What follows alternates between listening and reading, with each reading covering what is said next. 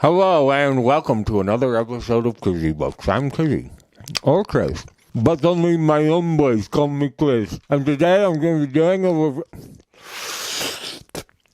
we're not doing that. And today I'm going to be doing a review for the classic horror tale by Bram Stoker, Dracula. Published in 1897. That's a long, long time ago. This is the quintessential, the classic tale of the vampire of Count Dracula. You know the guy, you've seen him in 1,000 movies over and over and over again, but this is where it all began. In the tale of Dracula, we start off with a man named Jonathan Harker, who is a lawyer, and he travels to Transylvania to meet with Count Dracula to sell him a piece of property in London. Upon his arrival, Jonathan figures out something is not right here. Something's weird about this guy. Dracula's this old man. He's got this long mustache, and he just seems kind of sad and forlorn. But Jonathan sells him the piece of property, and then a bunch of weird crap starts happening, and Jonathan sees some things that he shouldn't, and Dracula's basically like, you're not leaving this castle. Dracula leaves and heads to London, and he leaves Jonathan there. Then we move over to London, where we meet the rest of our cast of characters, and Dracula eventually arrives, and a bunch of stuff starts happening. You can probably guess what. People start dying. Animals start getting killed. People start turning into vampires. And our group of courageous characters figures out that Dracula is actually a vampire, and they gotta kill him. And so we spend a majority of the book of them trying to understand how he works, what his powers are, and how to use those to their advantage to kill him. And they do. That was kind of a very abridged version of the story, but I loved this. I think that in terms of its age as well as its undying influence, it still totally holds up today. However, I do have my issues with it, but we'll get to that. So first I'll talk about the writing, and I think that the writing style of this will not be for everyone. In fact, I think that that is what put me off from reading it for so long. I was worried that this was going to be super boring and very old. The whole book is written in a series of journal entries from a lot of the characters in this, specifically Jonathan Harker, Mina, Dr. Seward. Those are kind of the main ones. It is very of the time. It is very proper, sometimes long-winded, but just something about it hit for me. I don't know why I liked it so much. I think it was because it is of the time, and this is how people would be speaking, and it fits the setting, and it all just worked really well for me. And I loved the different points of view from each of these characters. We're switching back and forth between all different kinds of people who are experiencing different kinds of crazy things happening. There's always just something that's being built up. You just know that we're going to get to hear something crazy just happened. Now, having said all of that, it could lose me sometimes. There are especially parts where characters are talking to some side person. Specifically, Mina talks to this man named Mr. Swales pretty early on, but this happens throughout.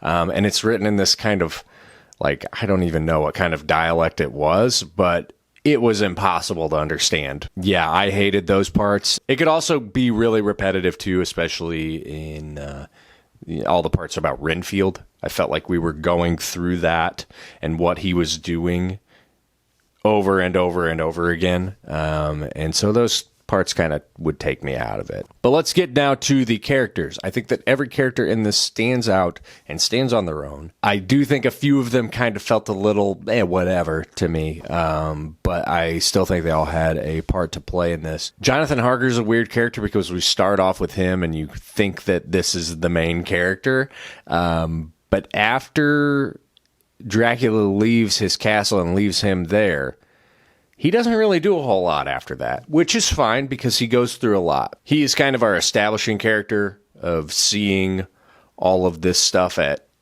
Dracula's home and the things that he can do that everyone else hasn't seen.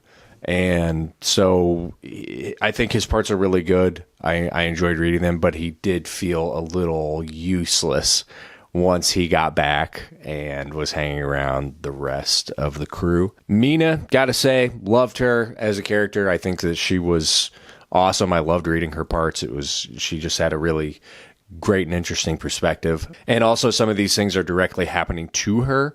And so you get to have more of an insight into, what is going on with her. But we got to get to my favorite character of the book, which is Van Helsing, the undisputed goat of this story. Anytime that he talked, he had my full attention. He's kind of the whole reason that this crew bands together.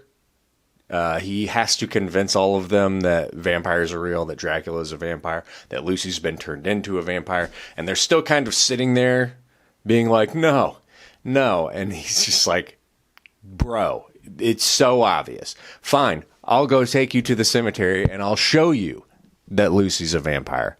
And then we're going to have to kill her. And I loved that whole convincing and being like, guys, seriously, what more proof do you need? And the way that he talks about Dracula is really interesting. He's kind of explaining a lot of Dracula's powers, and he says that he has a baby brain, which I thought was interesting because Dracula's been around for quite a while, and it seems like he's only now starting to kind of understand his powers and how they all work. Also, he's depressed, I guess.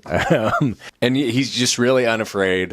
He's really blunt about everything. And it's because he has to be. He understands this threat and what needs to be done and what they have to do or else they're going to die. So, I loved Van Helsing. He was awesome. When it comes to the actual horror of this novel, I think that it does so well. This is a slow burn of a novel. I loved every bit of that, though. I like kind of this rising tension to a great payoff, and I think that the payoff was always great in this. The imagery at work and the ideas are just so awesome. They're some of the best I've ever read, honestly. They never felt hacky or too unbelievable, especially things like Dracula climbing out of his window and crawling down the side of his castle, and Harker just watching him, Harker finding him asleep and whacking him with a shovel in the head, his brides devouring a young boy, and then that young boy's mother crying at the gates of Dracula's castle,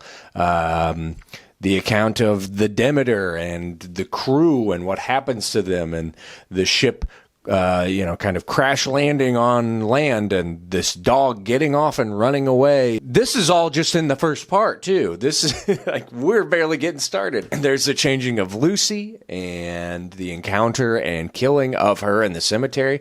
I loved this part. There's Dracula's sucking of Mina, the wolf crashing through the window, Dracula's new home with all the rats. It's all great. I loved so much about everything that happens in this. And I love the urgency of the ending and, their race to beat him back to the castle. I did, however, think that it was a bit rushed in the final moments. They catch up to him, they pull the top of his casket off, and they cut his head off. And that's it. That's just that we're done now. And I felt like the amount of time that it took throughout the rest of the book, maybe this just felt very quick. By comparison. But despite all of its flaws, I think that this was great. I really, really liked it. Overall, I'm going to give Dracula a 4 out of 5. Despite its flaws and despite my rating, I adore this. This is easily in one of my top favorite books. Definitely one of my top horror books. I loved this. Even though I'm giving it a 4, I'm giving it a 4 because, like I said, there are just times where the writing kind of took me out of things or it felt repetitive at parts. Maybe it could have used a bit of an edit.